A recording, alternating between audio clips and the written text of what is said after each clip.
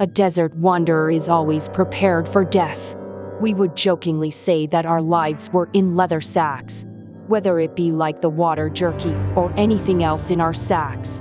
It meant that our lives were as easily perishable as those.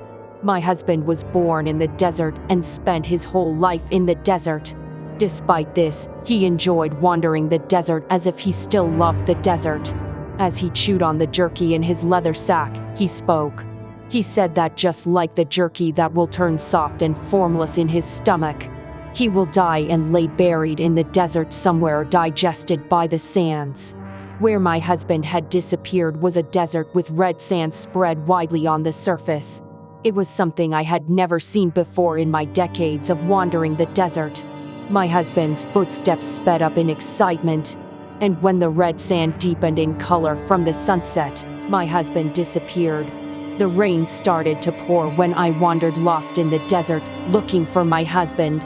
Rain in the desert. I couldn't believe it. However, the raindrops fallen on my hands and my face were red.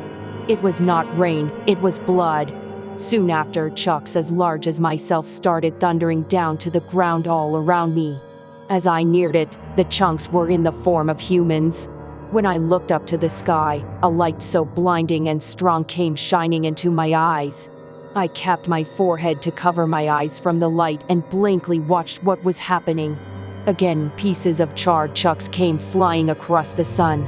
Thud, thud, thud. The chunk came crashing into the ground. Instantly, a familiar feeling shot through my body. It was my husband. My husband had fallen from the sky. My husband, whose body had melted in half-cooked and softly digested.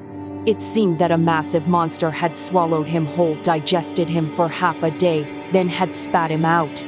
I hurriedly turned my head around to my surroundings. There was something in the distance standing tall like a tower. It started to churn, then it spit something toward the sky. Those chunks crossed the sun and scattered into the ground. Thud, thud, thud, thud.